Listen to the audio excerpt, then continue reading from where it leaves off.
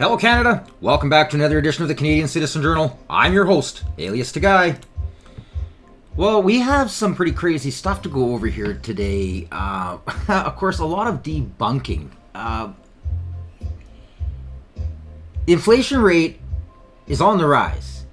Without a doubt, we've been in a recession for over a year. It wasn't Trump. It was the Liberals. And if you actually take a look at a lot of the math, you could almost say we're in a depression. Which personally, I believe that. And then what does the Bank of Canada do? The exact opposite of what they've been screaming about for the last, 2.5 years. You can guarantee that the liberalism of TIF has just been exposed. In the meantime, food banks have never seen what they're seeing today, ever in the history of Canada. He broke his dad's record. He's broke every one of his dad's records so far. And it's just getting worse under Carney as billions of dollars are fleeing our country. The CEOs of all the top oil, gas, and resource industries just signed an open letter, scathing letter to Carney and the Liberals to pretty much get off your ass, do what you said you were going to do, and let's get building.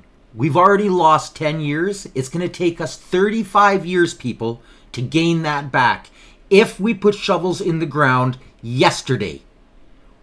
How long has Carney been in? He's been on holidays with this existential threat. Nothing's been done. Zero, zilch, nada. This is the Liberal Party of the last decade. And rumor is out there that a few more Liberals are fleeing the coup. And it just so happens that the ones that are all leaving were all the main perpetrators of breaking the rules using the Emergencies Act against the Freedom Convoy.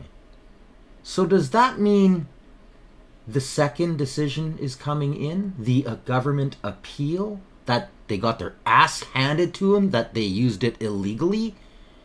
Does that mean... Because you got to remember, once this appeal goes through, it opens the door for all of them to be held liable. They're already liable, but a lot of people, they don't want to go into court and start spending heavy money if this appeal comes in and then the government wins. This would secure the fact that we could very well see politicians, well, I guess with the new bail system, they wouldn't go to jail, but maybe ankle bracelets at home and lose their jobs and never be allowed to work in politics again. I'd like to hope we see jail time after what they did. Pretty disgusting. We've also got a pile more we're going to go through here. Carney's trying to change the rules for the notwithstanding clause. We're going to show you what he said during the debates, what's going on now, and Yves Blanchette unloading at his presser today, and then, pretty much agreeing that Quebec's gonna leave with Alberta. Yeah, you can't make this stuff up, people. And if we have time, I got a few more things I'm gonna get in, hopefully I have time, talk about Alberta's new driver's license. There's some sneaky stuff going on. Premier Daniel Smith is brilliant. Let's get started so we have time to just do the whole thing here. Okay, so let's start off with this. Little progress is being made in the Canada-US trade talks as Carney's focus shifts to Mexico. When it comes to Canada-US trade negotiations, things have been eerily quiet in Washington, D.C. recently. Much of the focus in Washington has been on trade with the United Kingdom and U.S. President Donald Trump's historic second state visit there this week. The trip promises plenty of royal pageantry, and British leaders hope will persuade the American leader to lower the tariffs on steel and aluminum imports. Charlie III's first official visit, blah, blah, blah, blah, blah, da-da-da-da-da. So, setting royal news aside, have Ottawa and Washington been holding, talks? Like, have they been actually talking in recent weeks? Well, a senior Canadian government source who spoke on condition of anonymity said there has been little contact between the U.S. and Canadian teams since late August. Now, I knew, especially after the whole Charlie Kirk thing, when the Liberals, it was hours after I was kind of in the middle of doing a podcast, I had a couple kind of posts that had came up on people that I follow, and through the threads, the Americans knew that they got wind that the Liberals shut down the moment of silence. They refused, they shut it down. And even then, they didn't even give a standing ovation or anything. That sent repercussions down American spine. The Liberals are now on their list, as if they weren't before. But this is, I mean, it's explaining everything. Carney is doing exactly like the turd did, our ex-governor. He's just lying through his teeth. That's what the whole New Liberal Party does. I mean, most politicians are pretty good at fibbing. They try not to actually lie. A good politician will kind of weave and walk around the, on and off the boulevard, but not actually, lie. Whereas in the last 10 years, we have seen straight up lying. And I've showed you in previous episodes the laws they changed that allowed them to do what they do. They can do it now legally. There is no law stopping them. They changed that. That's how evil this party is. It's not the same Liberal Party. It's absolutely disgusting how an entire party got took over by fascism.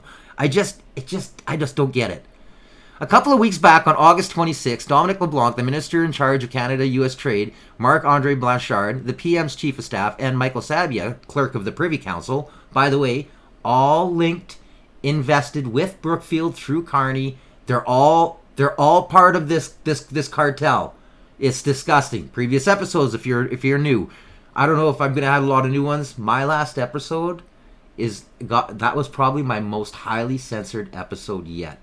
So if your subscription disappeared, or if the notification bell is off now, or if you just didn't see it, check it out, please, because I was literally watching in real time. I was up quite late last night, chasing all the different algorithms and watching the constant attack on that episode. I've never seen anything like it. Views up, views down, views up, views down, views up, and then all of a sudden they just stopped. It's like they just seized it. Now, I don't know if you even can see it anymore. I've had a busier day here today. When I'm all done, I'm going to check, but if you haven't seen that episode, check it out, because I laid down a pile of authentic documentation with pictures all about Miss Chrystia Freeland. Elbows up, or is it hand up? It's all the same. Anyways, the government source said that while the teams have been in touch by phone and text, there's nothing planned at this time for in-person meetings. He added that there will be an opportunity to meet again soon, likely in a few weeks. When asked how the Canadian team's morale was holding up amid these so far fruitless efforts, he said all they can do is keep up the good work despite the challenges, acknowledging that it's a lot. Again, I'll post the article. I urge you to read it. So, more lies coming out of the Liberals. We're in big trouble here. Now, this proves that Tiff, the Bank of Canada, the governor of the Bank of Canada, is a full-fledged libtard. This man has sold his soul to the Liberal Party. I've lost all faith in him. I already was second-guessing him lots because of some of the things he was doing, especially not coming out saying the spending, what it was going to do. Till this day, he hasn't came out, even though all the numbers he's studying, the books he uses, the paperwork, documents, and studies he uses have proven that the deficits have caused all of the problems we're having economically, as well as the huge immigration numbers. He doesn't say nothing. That's his job. And then what does he do? He does the exact opposite of what he said you're not supposed to do, which is lower interest rates if there's any uncertainty that the economy is either flatlining, going down, or if inflation is on the rise. And he states, especially if interest rates are on inflation is on the rise. Well, it's only up slightly, but Canada's inflation rate is forcing everyone to make their dollars stretch further. There was a smaller than expected decrease in gas prices last month, and grocery prices are up. It appears everything is that much more expensive. Economists warn Canada's economy is on the brink of recession. Tyson Fedor reports. Calgary shoppers are trying to put food on the table with a budget. It's extremely expensive. Swanson pies, we used to pay about $1.50 for them. At Walmart, they went up to $2.78. I mean, if you do the math. Canada's inflation rate was up 1.9% in August. In Alberta, that number was lower at 1.4%. The Canadian economy is also teetering on a recession. We had a really negative reading for growth in the second quarter of the year, and it looks like the third quarter is going to be at best flat. Consumers are facing the biggest sticker shock when it comes to meat. If you got a big family, it's really hard to just stock up. What we're getting is a bit of a hangover from dry weather a few years ago. Sam Gundy of Ribeye Butcher Shop says when barbecue season started, the loin cuts of beef were up nearly 20 to 30%. And Stats Can says meat was up 7.2% just last month. It's the ends of the animal that are getting more expensive, which is I haven't seen this before. I've been doing this for 23 years. Gundy says although consumers lean heavily on ribeyes and strip loins, there are other more affordable cuts of beef. Think flat iron, think flank, think hanger, think skirts. These are the cuts that we take home. They're 1/3 to half the price of the traditional loin cuts. Latest data says beef was up 11.4%, ham and bacon up 11.9%, while pork, chicken, and processed meats saw increases half that. And these prices won't be coming down anytime soon. We're not talking that by Christmas beef prices will be coming down. We're talking a period of a few years before we see some softening of the beef price. Gas prices also increased nationally by about 1.4%, with economists pointing to summer driving habits. But the outlook for Alberta's economy is quite bleak. We are the least impacted compared to the other provinces, but we're still seeing it. With the first quarter update, it looks even worse, unfortunately, than what we had projected when the budget first came out. so everything that Tiff has been saying, everything, just got thrown out the door. Why? Maybe because he is actually listening to the Liberals. We wouldn't be in this mess if he did his job. This is why Poilievre said years ago, this guy should be fired. He's not even speaking up. He's not doing his job. His job is to be the reins, is to understand the entire economy of our country. In order for him to do that, he has to be able to recognize and point out what is wrong. And he's refused to do it. In fact, he has helped the Liberals create a scheme in which they could say we weren't printing money, but they were. They were just giving out incredibly low interest loans to their rich buddies with money they had printed out of thin air, and then their buddies would sell it back to Canada at very high interest rates. See what's going on? The whole thing was corrupt. Tiff did nothing. In fact, he allowed it to happen. The guy's a waste of skin. This is going to bite us in the ass, people. Now, moving on. Here's something a lot of people aren't talking about. And this came out, let me check the date here, June 18th. So what this is the Office of the Parliamentary Budget Officer's report on what the outcome of reducing the lowest federal personal income tax rate to 14% does. So this is that whole, we're going to cut your taxes. Okay. This is shocking. And this is only seeing the little wee bit that they've seen, and then of course forecasting into the future. Now he's forecasting into the future with liberal promises. Well, we know what that's as good as. They're the trucks that drive up and empty your septic tanks. That's liberal promises.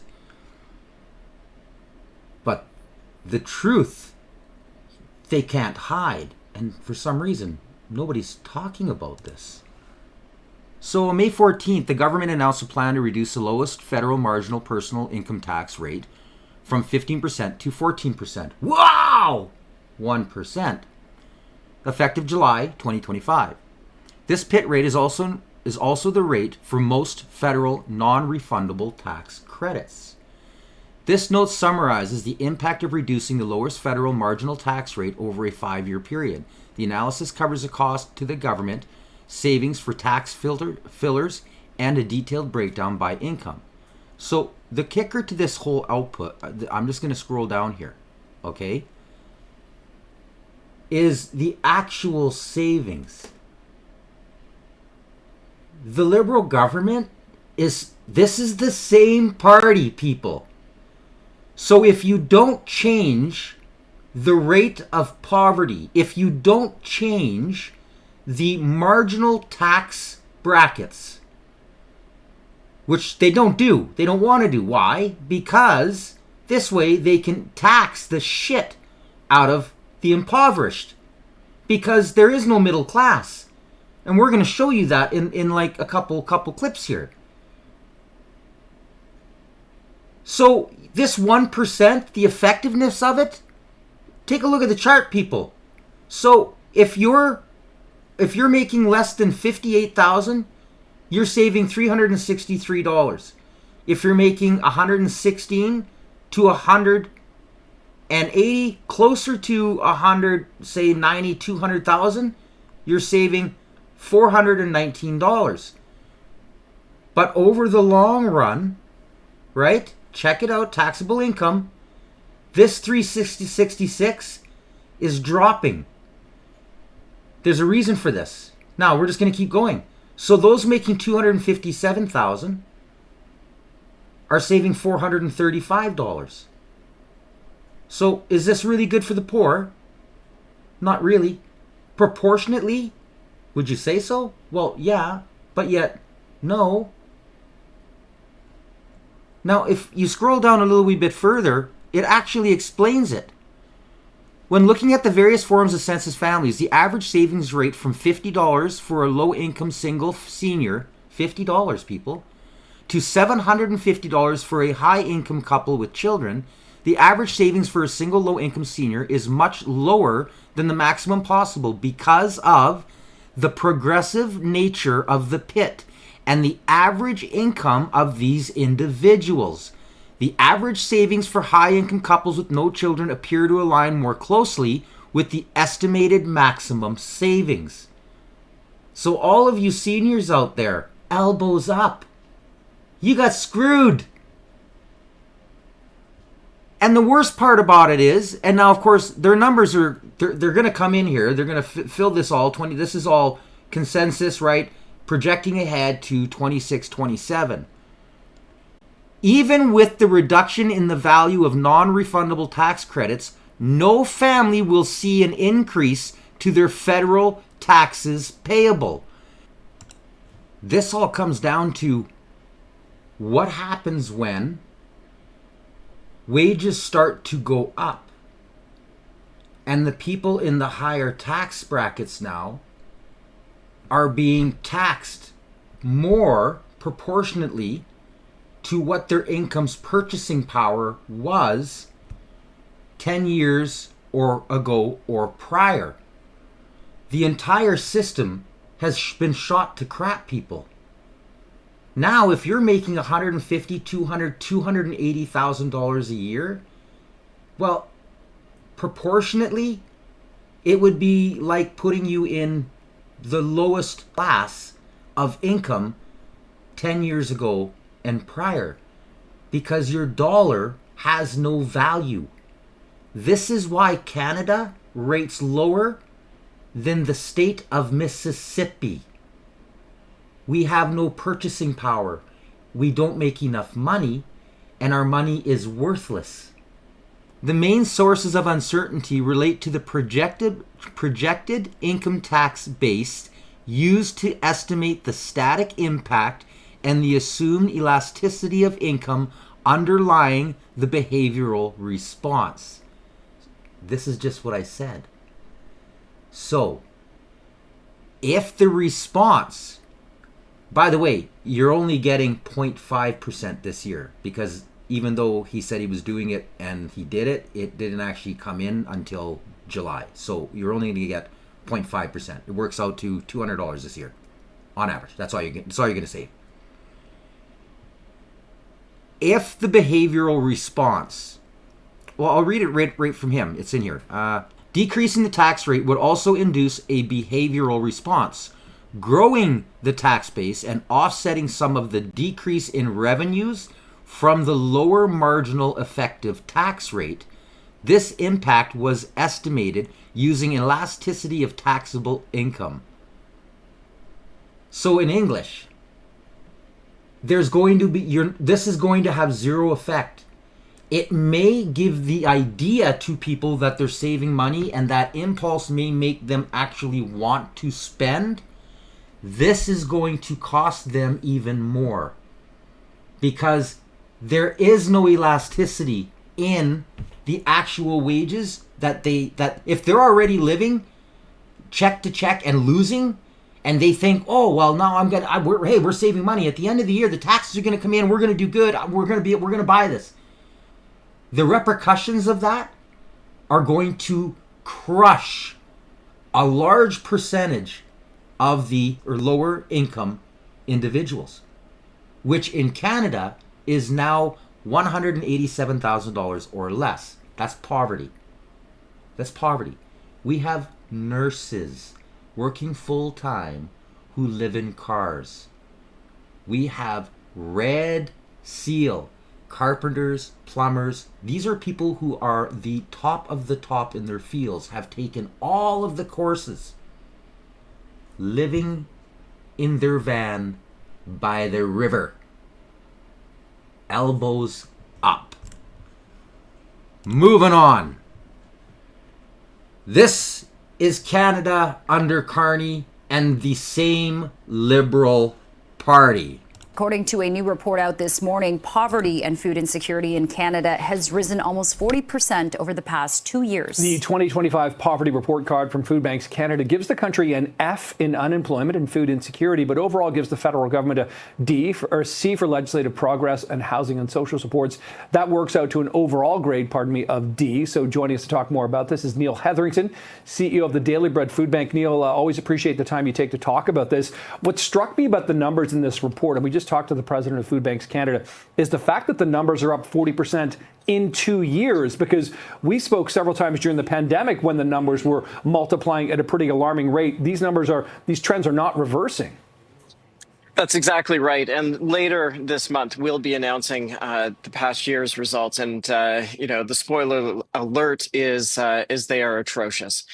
We continue to see the number of individuals who have to make use of the Daily Bread Food Bank all across the city of Toronto rise year after year after year. And enough is enough. It wasn't that long ago, Nick, when you and I were talking, and we were talking during the pandemic, and we all said as Canadians, we're going to build back better, but we chose not to build back better, and so the results are a reflection of those policy decisions. And Neil, how is the Daily Bread Food Bank and other food banks kind of coping with the demand? Are you able to meet this increased demand at the moment? Well, on the positive and hopeful side of things, the community continues to rally around the Daily Bread Food Bank across the city of Toronto.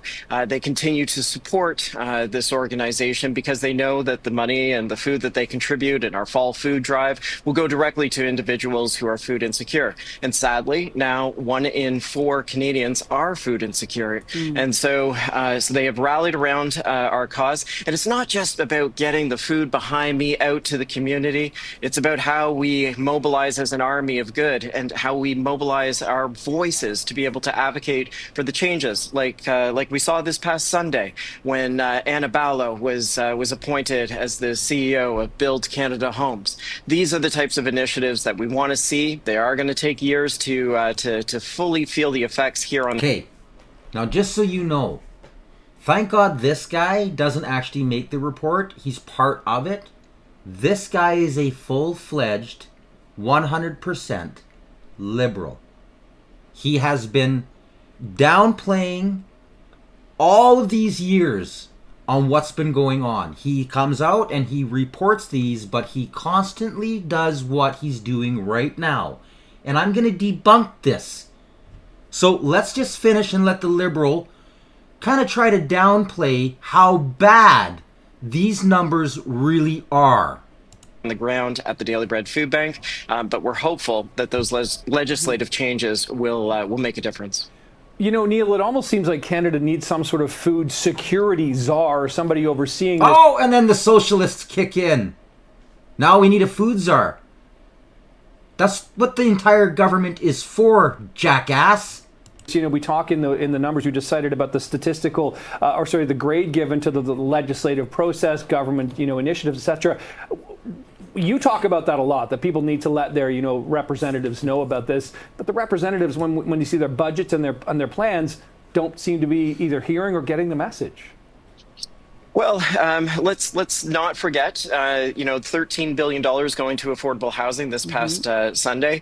Ooh, really? Let's not forget the fact that the Daily Bread Food Bank was one of the leaders in bringing about the Canada Disability Benefit, which will have a positive effect on some 1.5 million Canadians living with a disability. There are opportunities for us to knock on the doors of every elected official. It doesn't matter which level of government, and say, today is the day to build a better Canada. We deserve better than a D on our report card, and we can do it.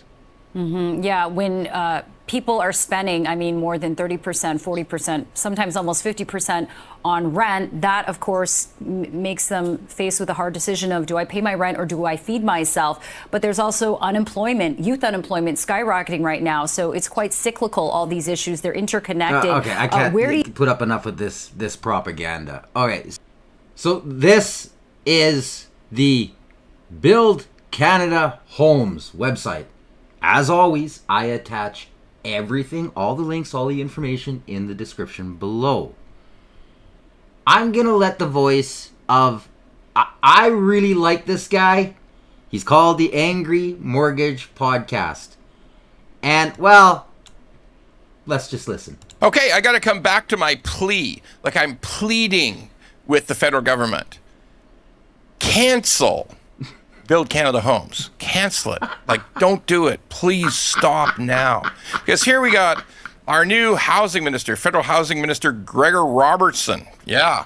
He is talking it up. He's obviously, there's going to be a big push on in the next few months for Build Canada Homes. And he describes it as a whole new catalyst to a fresh housing industry. Is going to catalyze a whole new housing industry. Build Canada Homes. Well, what the fuck was wrong with the old construction industry? Like, I know. First thing everybody's going to say is, well, Ron, the prices were batshit crazy. It's got to be the construction guy's mistake. The correct answer to that is, hell no. Not the construction people, not people who are actually building the homes, pouring the concrete for the condos, not those people. No, it's 100 other things that screwed them and added layers and layers and layers of cost. Like, why would we say we need to catalyze a whole new industry when our construction industry in a couple of provinces is on its knees, okay? Construction, Ontario, British Columbia, particularly Ontario, devastated. Too many people laid off. Too many people are going to be laid off as projects complete, and it's coming soon. Next 18 months, everything will be finished. Next 2 years, there won't be a single thing started, and all things will be completed. It's going to be devastating. So why are we inventing modular Carneyville yurts? Okay, why would we do that? Why would we invent something like this? Is always the stupidest thing any government can do, is reinvent the wheel. Okay, that is stupid, and that's why we need to cancel Build Canada Homes. It's got to be stopped. They're going to hire a couple of thousand people. Gonna fast forward it a bit. Fill up some office space in Ottawa with 2,000 computer typers who are going to come up with bullshit, and then we're finally going to dribble some money down to the construction side, which is, or to Brookfield's new modular home builder. Okay, that is just fucking crazy. All right, fix what's wrong. What is wrong? It takes too goddamn long to approve anything in any province. Okay, Ontario, BC are maybe the worst. Alberta better. Saskatchewan better. Guess where there's still some houses being built. Terrible levels of bureaucracy. Trust me, if you don't live in Saskatchewan and Alberta, and you are like being crushed because you don't live in Saskatchewan and Alberta, this is the last bastion of hope, people. This is the last bastion of hope, I'm telling you. Unless you speak French and you want to move to Quebec, because they're on their way out too, but they're already screwed. They're socialist, and once they don't get their checks anymore, they're in for an awakening. But he's absolutely right. There's still houses being built here, not as fast as they were. Our cost of living is the lowest in Canada. Our milk, our dairy, our produce, our beef, our pork. You can drive 20 minutes out of any city and hit a flea market. In fact, you can go into the cities, into the flea markets, and buy halves, quarters, or wholes. Pork, beef at 70% less than you can buy it in the stores, if not more. And if you can find somebody to split with, the more you buy, the better. So if you can get 2 or 3 families together, and especially 4, and you each buy a quarter and you split it up accordingly, you will save 80% of what it costs you in the grocery stores out east. It's that big. It's huge. And there's jobs here. Yeah, there's jobs here. Even though we're having the same problem with the whole fake bullcrap immigration jobs that's happening. Terrible levels of bureaucracy, utter bullshit. 24 reports before you can even... You have to create 24 different reports. You have to own the land, piss all the money away on 24, 26 reports before any city or town will even look at your application to build a few hundred homes or a few thousand homes, okay? It's unbelievably expensive to do that and totally stupid because, listen, they eventually approve it anyway, all right? They eventually approve it. They might ask 32 questions about the green-toed salamander. Yeah, I heard you. If you don't know who this guy is, again, he's in the description. He's hilarious. He is, and he's God honest, man. He's just that's the way it is. Okay, so just hear me out. So the newly created Build Canada Homes Agency will oversee plans to build 4,000 homes on 6 federally owned sites as part of a $13 billion agency budget to speed up affordable home building. That's what the Prime Minister says. He promises 4,000 new homes at $13 billion in subsidies. Now let's just break down the math on that. So each home is going to be $3.25 million. This is your tax dollars, people. On modular homes that cost $300,000, $500,000. A really, really nice triple, quadruple stacked, crappy bricks block socialist home. $1 million? But oh no. Who's making the money? Where's the $3.25 million per home going? To what this guy just said. All of the bureaucracies, and now the newest bureaucracies created by your socialist government. Elbows up, moving on. Yeah, you just got to hear it. But under the Liberals' rule, it's been treated like a criminal enterprise, choked by regulations that kill jobs, crush innovation, and chase away billions in investment. And now a coalition of the boldest leaders, 96 CEOs to be exact, in Canada's energy sector are sounding the alarm with an open letter highlighting Liberal incompetence. Titled Build Canada Now, it's a battle cry for every hardworking Canadian tired of watching the economy bleed and again, out I have on the it. altar It will be of attached. climate You can read it for pipe yourself. dreams. It'll be this in the letter was description sent below. directly to the Prime Minister earlier this week, and it gets right to the heart of the matter. Addressed to Mark Carney himself, it reminds him that 6 months ago, these industry leaders laid out a blueprint to unleash our world-class oil and natural gas resources. They backed Carney's vision of a so-called Canada as an energy superpower, but it's mostly just been lip service from this government since day one. A few baby steps like a new major projects office and Indigenous Advisory Council. It's like a drip when a flood of progress is needed, a flood of jobs and growth by finally unleashing the oil and gas sector.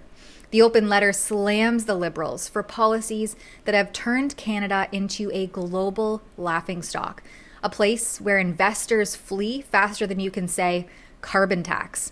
Listen to this key line here. Canada still lacks the clear, competitive, and durable fiscal and regulatory policies required to achieve the so-called grand bargain. That's basically code for your emissions cap, your tanker bans, and endless reviews are a joke. They're not saving the planet, they're sinking the ship. And then there's this. The Federal Impact Assessment Act and West Coast tanker ban are impeding development and need to be overhauled and repealed, respectively. That's right, overhauled and repealed. Because right now, these Liberal fever dreams turn simple projects into decades-long sagas of subjective nonsense. And these energy leaders did the Liberals' homework for them. They laid out an urgent action plan, if Carney has the guts to follow it. Step one. Now, I got lots to go over here today. Again, I post, of course, this, you can watch it. And of course, Rebel News, awesome. They break it down great. But I also give you the actual document as well to go over. Now, so Ottawa argues that they want limits on the use of the notwithstanding clause to challenge to Quebec's secularism law. Now, isn't this funny? Because this is what happened at the debate. If you commit 3 offenses under the 3 strikes law I propose, you will not be allowed out of jail until you prove that you are drug-free, that you are behaved perfectly, and that you've learned an employable skill, and you've served a 10-year sentence. We cannot allow liberal crime and chaos to go on terrorizing our communities. What we need is a real plan for change so that we can bring back the safety and the security that Canadians used to take for granted. Let me get Mr. Carney to respond to that. Do you think that's an appropriate use of the notwithstanding clause of the Charter? I think that the one of the core responsibilities of the federal government, Prime Minister, is to defend the fundamental rights and liberties of Canadians. And those fundamental rights and liberties of Canadians are outlined in our Charter of Rights and Freedoms, which is 43 years old literally today. I think it's a very dangerous slope to override judgments of the Supreme Court of Canada. In fact, the Charter of Rights and Freedoms exists to protect Canadians from people like us on the stage, politicians who may use their power to override fundamental rights. And the issue in using by the federal government, I'll stop here, is not where you start, but where will you stop? Mr. Pulley. Now, he says this because the Supreme Court is mostly liberals. And you can tell by the decisions that they make, And I urge you to check out the episode I did with the judge and the verdict that he put out on the turd and his illegal prorogation of government. He stated, I have a decision, but I can't say it because if I do, well, everybody's going to come after me and say it's because I'm a conservative. So really, I'm stuck because if the wrong judge gets this, he's going to make the wrong decision because he's a liberal, but nobody's going to say anything. Even the judges know who the bad judges are. Let's just listen to this. I should get Mr. Poilievre on that. Is it a slippery slope if you use it in this case? Oh, come on, Eves. We got to hear you. I'm interested too, because Mr. Carney said that he didn't want us to use the notwithstanding clause before adopting a law.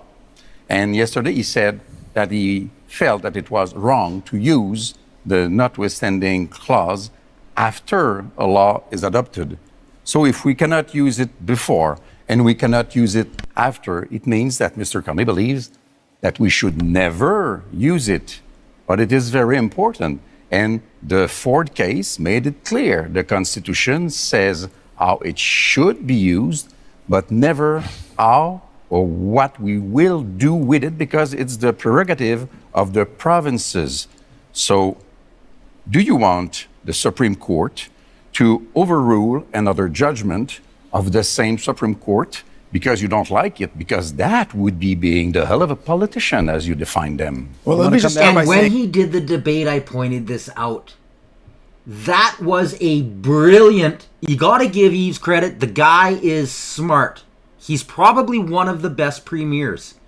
Although he only thinks of himself, which we're finally starting to see because of what the Liberals have done to our country. We're finally going to start to see more and more of this attitude where the premiers are not going to be afraid to just step up and say, you know what, shove it. And we don't care. We don't care what your court says. This is our jurisdiction. You're breaking the charter. This is our right. Screw you. But we're going to continue. Okay, first of all, yeah, thank you. Okay, well, nobody listens to this guy. He's a waste of skin. Moving ahead a little wee bit. On the issue of whether in using the notwithstanding clause under these circumstances would be a kind of a slippery slope and encourage politicians to use it more. No, we will use it to protect the charter rights of law-abiding Canadians. I'm interested in the rights of victims. Mr. Carney seems to be very interested in the rights of criminals. He says that it's dangerous for me to ensure that mass murderers stay behind bars for life. You know what's dangerous? Turning them loose on our streets. This is beautiful. This was today. Listen carefully. Une réponse en anglais, s'il vous plaît. So if the Supreme Court rules against the notwithstanding clause, would that have an impact on Quebec's sovereignty, on the movement? What would it do? I didn't go that far in my thinking yet, but I could clearly tell Quebecers that this is a mean to an end. Weakening the notwithstanding clause will reduce the jurisdictions and the powers of Quebec National Assembly and of all provincial parliaments. Everybody should be against that because the federal government has been working hard and for a long time in order to concentrate in the hands of the federal government all the powers and jurisdiction as much as it can. Would it give a boost to the sovereignty movement? Of course, if people in Quebec want to remain Quebecers, they will have to think faster and faster and stronger about the idea of having a country of their own, which will be friend with its neighbors. And not a bad timing, because I seem to understand that the numbers of the Parti québécois are not so bad. Anglais. Monsieur Saint-Pierre Plamondon just had a successful visit to Alberta, where he built a number of bridges with independence leaders in Alberta. Are you planning in the near future to travel to Alberta yourself or meet with leaders of Alberta's independence movement? I had thought about it, but I understand that since Paul did it, it is not necessary for me to do that trip. But I'm very open to this idea. We have to start all independentist voices and leaders to explain who we are, what we want, the way we would do it, and what it would be the morning after. We have to do that. This is what I do when I go in Washington also, when I go in Paris or everywhere. And we have to do that in Canada also, because if it comes, we've got to make it smooth and best for everybody. I mean, would you recognize free and independent Alberta in the event of a successful referendum? Independent Quebec might recognize a free and independent Alberta, but the province of Quebec does not have that jurisdiction in itself. Est-ce que je peux vous ramener à la question de ma collègue en anglais sur le rapport que Brilliant answer. You see where this is going? Goodbye, Canada.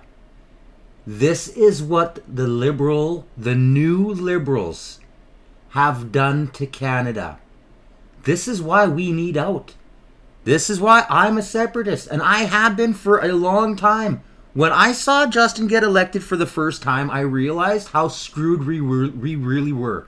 Now, of course, I know propaganda. I've been studying it for years, so I've seen that. I was hoping back then that independent media would have completely just abolished the entire, entity of what was state-funded media. Back then, they were already bad. But then when the dollars started rolling in and you started to really see the lies, the smears, the hate, all of the propaganda, you realize it's too late.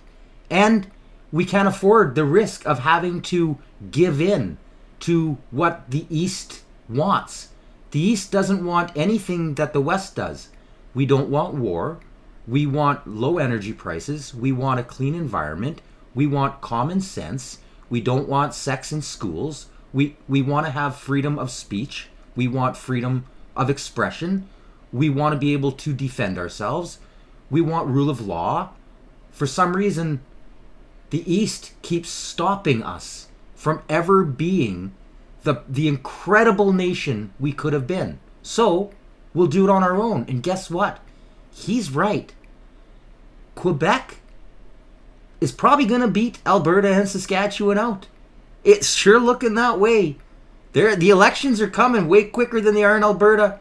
And the party speaks for itself. If they win, there won't be a referendum. They'll probably just start succession. Now, they'll probably have to do a referendum. I'm not sure how the legal framework works for that, but the party is a separatist party, and if they get a majority, that pretty much is the people saying, au revoir. Now, the licenses. This is how the media puts it. This is what Alberta's driver's license looks like, but this is what the province is proposing. The addition of Canadian citizenship to it, along with other ID cards, stating it's to make things easier for Albertans to prove citizenship for provincial services where it's needed. But some in privacy law say it could lead to potential discrimination cases. It's not just going to make it simpler for... Don't talk about anything good. This is propaganda. Make it look bad. Albertans applying for benefits, but it's going to be able to tell us, who our citizens are. And look, there's 67 countries around the world that already do this. Spain does it, Italy does it, Brazil does it, Japan does it. Like, this is not controversial, but it will make life simpler for Albertans when they're applying for benefits. And I'm going to play you a better, longer clip from that. And I want you to recognize the clip they played where he seems like he's being roar, roar, roar, and you'll understand why. But this is propaganda. This is video clips and sound bites, people. This is what propaganda does. CBC. Disgusting. We're trying to solve the issue of some of our social programs requiring citizenship and how to make that easier. We're solving a problem of an unknown number of health cards that are of an unknown status because they're more than we have driver's licenses. And we're also trying to solve the problem of election integrity. Outside of an Edmonton registry, to some, it doesn't seem necessary. Doesn't feel right for you to have that on the driver's license. It could be used for someone who may not be a citizen, could be used for, malice. Accessible to anybody. This privacy lawyer says the ID would give citizenship information to people who don't have a right to it, and it could lead to an opportunity of discrimination. And if that person is inclined to, let's say, discriminate against somebody who is not born in Canada or who is not a Canadian citizen, you're giving them that information and that ability to do so. So I think probably opens up the door, at the very least, to accusations of discrimination, but probably opens the door to actual discrimination. The province is expected to introduce... Okay, that's... I think that's the point. Not the discrimination, people. Daniel Smith is brilliant. There's a lot more to this than meets the eye. You had mentioned that we have about 500,000 more health card numbers than we do have people living in Alberta. So who do those numbers belong to, and what's going to happen to those numbers once the health card numbers get added to the driver's license? Let me just sort of reiterate the number. It's 530,438 based on the population estimates from 2025. And I guess we'll find out as we go along. I mean, that's one of the things that is a bit of a mystery to us, is we don't think that there has been very good record keeping by Alberta Health Services in this regard. It's part of the reason why we're taking more of these roles back into government, so that we can get a better line of sight on these things. And one of the integrated approaches that my ministers have had has been to try to get to the bottom of this issue. So is it people who have passed away and their numbers haven't been canceled? Is it people who have moved to another jurisdiction and didn't register with their new jurisdiction? Is it people who have left the country but maintain their Alberta health card so they can come back for treatment? We don't know. Could be any of those things. And so we'll have a much better idea now that we're integrating the two, because it'll be pretty clear where the outliers are, and we'll be able to have more answers to the question. But we had to start with trying to get the data so that we could get to the bottom of it. I don't know if Minister has more to respond to on that. No, I think you nailed it, Premier. This is the very reason why we have to do this initiative, because the way AHS was doing it previously just lacked security, it lacked controls. So we are going to, in the fall of 2026, we will now know who has Alberta healthcare cards, and there won't be 500,000 fake ones, which opens up the door for abuses. Got it. Thank you. And you'd also mentioned that non-citizens won't have a marker on their cards. Would that also apply to permanent residents? That's right, yes. Got it. Well, thank you. Did you catch that? Thank you. We'll go to our next at the mic. Hi, Premier. Bill Graveland from Canadian Press. Jason Kenney spoke. So here's something that a lot of people don't know, and I've heard a few people rant about this. When it comes down to like the autism programs and their disability programs that they have, and they're all mad at the government, and they all think that this is Daniel Smith has ruined the system. Rah, rah, rah, rah. The largest percentage of people who are immigrating within Canada are going to Alberta because of their absolutely top tier disability system. They are taking advantage of Alberta and the goodness of the government and the good quality of the way they run their economy. Now, this program, been around for a little while, is like one of the top 20 in the world. Between Ontario and Alberta, they rank very high on these programs for the disabled. Ontario isn't seeing the major problem. Why? Well, because a majority of the people who are running from provinces because of tax burdens, unemployment, liberals who are fleeing, wanting to be part of Alberta and possibly a new country. I don't know for sure. That's not in any stat I've seen, but I'm guessing that has something to do with it. They're coming with disabled kids. These are the first people because they need it. They're not going to go to a province that doesn't have good quality. And Alberta is like way up there. And then you get people who are living in the province and they're losing it, going, oh my God, this premier's gotta go. Are you aware of the money that leaves Alberta and Saskatchewan on a yearly basis? Are you aware of the destruction of 10 years of Liberals have done, let alone what the NDP did for the small period of time they ran Alberta, what they did to the books, they're still finding money missing. I mean, it's just a shit show. This is a way for them to try to get back the organization they had on a lot of these programs. They have people who are abusing them. And you got to remember, it's not just the Canadians that are immigrating there. There's a lot of non-Canadians. And this is the second point of why they're doing what they're doing. I'm going to fast forward it a bit. Kevin Gray from CTV.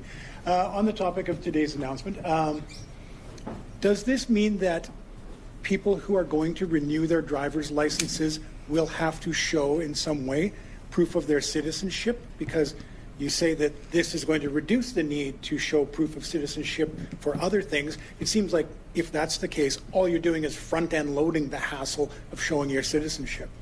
Well, Now, the reporter, CTV, CBC, I think this one's CTV, this is them trying to get a video clip or a soundbite in order to make the Alberta government look bad. This is why you hear so much about Alberta, so little about other provinces.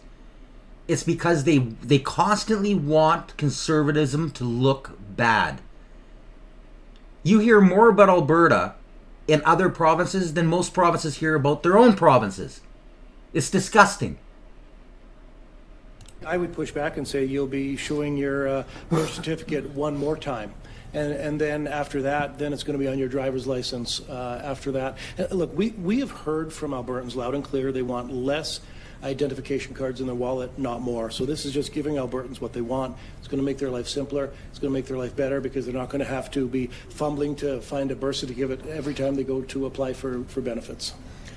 How will it work? What will any Albertan? And if I might add, I mean, one of the issues that we face in trying to determine citizenship, it may be easier for those who are Alberta born because we've got the birth certificate registry. So if we can find some ways to be able to make it easier so that people can get those seamlessly. Listen but carefully. All of the other birth certificate registries are at the provincial level. So we've got 12 other jurisdictions. And then somebody who is a new Canadian, those records are kept at the federal level. That's why it is a bit complicated. But we think that once we put that in place, knowing that you'd have to dig up your citizenship for some of the programs that we reference, assured income for the severely handicapped, person with development. Did you hear that? This is one of the biggest problems. They are crushing this system. If you live in Alberta and you have a disabled child, don't blame Danielle Smith. If anything, applaud her because the program is so good. And the economy is so good compared to everywhere else in Canada except Saskatchewan. Now, our programs, weak. They're weak. I think we rank like 6th out of all the provinces. We're not very good with the disabled programs we got. We need help.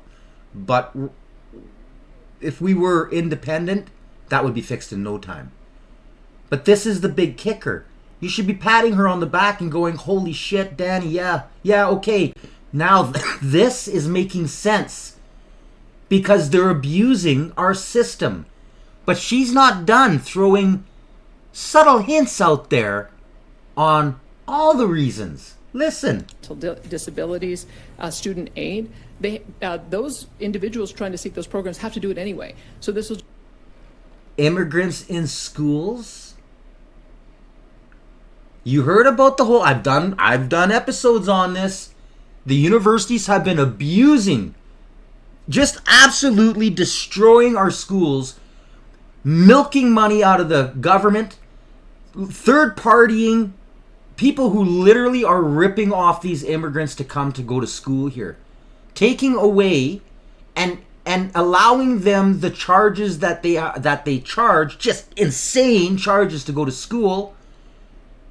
And regular Canadian-born Canadians are getting burnt out of programs that they should have first dibs on. Canadians should come first. And if your country is broken like we are, you do the next best thing. You save your province, which is what she's doing. Well, wait, there's more. Just make it a lot easier for them. It seems, though, that those people are not the majority of Albertans, and so you're going to ask the majority of adult Albertans to find proof of their Canadian citizenship to renew their driver's licenses. Does that mean that if a person doesn't have that proof of citizenship, they have to then apply for a birth certificate or apply for a passport or apply for something in order to apply for a driver's license? Isn't that just one more step of red tape in getting a driver's license, which is already a hassle? Well, now, do you see how he's pushing? He's pushing a question that isn't even a question. He's looking for a video clip or a sound bite. I'll push back and say that's not red tape, because red tape is duplication or unnecessary. And we've learned early on, because we reached out to the feds on this issue, and the feds cannot provide us with one single source of data that tells us who's Canadian, who's not. So that... Oh!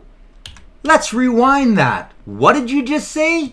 And we've learned early on, because we reached out to the feds on this issue, and the feds cannot provide us with one single source of data that tells us who's Canadian, who's not. So that tells us right away that this is necessary. It's not just going to make it simpler for Albertans applying for benefits, but... Do you see the smile on Daniel's face? Now do you see how important this is? Do you understand the brilliance of what they're doing? Not only were they forced to try and figure out some way to try and clean up the abuses that are just destroying, causing nothing but chaos in their systems that were made to protect the vulnerable and help out those in need, they've also been able to start to solve and expose the immigration problem that every province in Canada is facing. It's just there's only a few that are actually trying to fix it. And again, Saskatchewan, Mo, get off your ass. You're the most boring man. I hate playing his clips. He's so slow. He's done some good things, but come on. But it's going to be able to tell us, who our citizens are. And look, there's 67 countries around the world that already do this. Spain does it, Italy does it, Brazil does it, Japan does it. Like, this is not controversial, but it will make life simpler for Albertans when they're applying for benefits. And there they got their video clip and soundbite. And what does propaganda do? Yeah, we got it. You can just skip up one more addendum, and I'm not sure. You said this isn't red tape, this isn't, and then you described red tape as duplication. How is it not duplication? Because Albertans have told us that they want less IDs in their wallet, not more, and this is going to make life simpler, make life better, because they're only going to have one identification. It's going to have their driver's license, their health insurance number, and then their citizenship. Thanks, Kevin. We'll take one more at the mic. They got their sound clip. Make this guy look like an evil conservative. Because they're not going to show you the truism, the reality, the honesty. Instead, they got what they wanted and they ran it on TV. Absolutely disgusting. Now, there was breaking news. I'm going to throw this at the end of the show. Jimmy Kimmel, off the air. Yes, Just in the past few minutes, Nexstar, the owner of dozens of ABC affiliate stations across the country, said they will not air Jimmy Kimmel Live, quote, for the foreseeable future, based on his monologue in the wake of the Charlie Kirk assassination. Well, Brett, if there are two House members that want to make this about themselves, it's Ilhan Omar and Nancy Mace. I have said across this channel, I wrote an op-ed for Fox Digital that was published yesterday. We've got to tone down the rhetoric, obviously. I think folks on the left have to understand that this is following, obviously, the brutal assassination attempts on the former president, now current president, and, of course, Charlie Kirk, who I spent a lot of time on this network debating. And David Spunt just talked about statistics in terms of these studies with right-wing fueled or left-wing fueled attacks in this country. And I think what we need to do as the left, right, as a representative of the left, is acknowledge the pain and the hurt that many on the right are feeling, and not just say, okay, well, what about the the House Speaker in Minnesota as an excuse, or Paul Pelosi. These also horrific attacks on people's lives and livelihoods, but understand the pain and the hurt to try and move past this situation. Well said, Mary Catherine. I mean, I think Jimmy Kimmel was lying to his audience. It was quite obvious. He essentially said it was a MAGA shooter. Right. Yes, he's wrong. He's spreading misinformation. I am surprised they're... Now, I don't watch Jimmy Kimmel. I would catch a few clips here and there of him, and I knew people that when he came out kind of were watching him, and they actually said, you got to watch this episode. I'm never going to watch it again, but do you want to hear, how is this guy even on TV? So I actually did watch a couple longer clips of his. The guy is a complete, he is loony. He is one of the meanest leftists, no-brainers. Kind of like what Saturday Night Live has become. I used to watch it when I was younger. I watched them just fall into the abyss of insanity. I can't tolerate any of it. I haven't watched it in, I think it's been 8 years. I haven't watched an episode. Not interested. And again, I get sent some clips here and there just because of how... insanely stupid they really went. They are so far woke that they fell off the cliff and are drowning in their own fecal demise. It's just a cesspool of nonsense, and it's not funny. It's not funny. Taking it off the air, maybe put someone else in the seat for a couple days and bench him. This is affiliate ownership, so there are dozens of affiliates saying we're not going to run it. And my only I wanted to make sure you all heard that. It's not that he's off the air. He's got a show. How long it lasts, I don't know, because a pile of affiliates are on this degree, which I'm going to show you. So this is the document, Nestar ABC affiliates to preempt Jimmy Kimmel Live. Of course, it goes right into it. It talks about all the stations affiliated with the ABC television network. I'll post it for you so you can have it. And this is the clip they're talking about. We hit some new lows over the weekend with the MAGA gang desperately trying to characterize this kid who murdered Charlie Kirk as anything other than one of them and doing everything they can to score political points from it. In between the finger pointing, there was grieving. On Friday, the White House flew the flags at half-staff, which got some criticism. But on a human level, you can see how hard the president is taking this. My condolences on the loss of your friend Charlie Kirk. May I ask, sir, personally, how are you holding up over the last day and a half, sir? I think very good. And by the way, right there, you see all the trucks? They've just started construction of the new ballroom for the White House, which is something they've been trying to get, as you know, for about 150 years. And it's going to be a beauty. Yes. He's at the fourth stage of grief, construction. Demolition, construction. This is not how an adult grieves the murder of someone he called a friend. This is how a 4-year-old mourns a goldfish, okay? Yeah. But that guy, like I said, I don't even know how he had a show to begin with. He just spewed nothing but lies and hate. He was a piece of crap as far as I was concerned.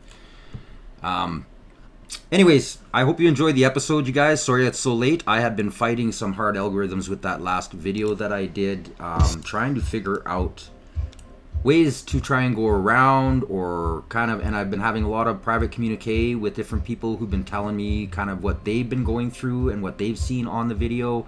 So please, if you haven't seen it, check it out. It's Freeland Exposed. Make sure you like, share, and subscribe it. The censorship is made to stop people from seeing things they actually need to know.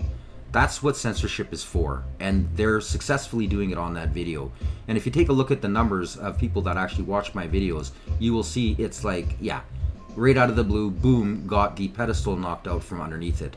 So please, if you're interested in knowing who Chrystia Freeland really is, and how she's affected my family, how her family has affected my family, and hundreds upon hundreds of thousands of other families, check out the video. There's a lot of shocking and all proven evidence that, like always, I share in the description below.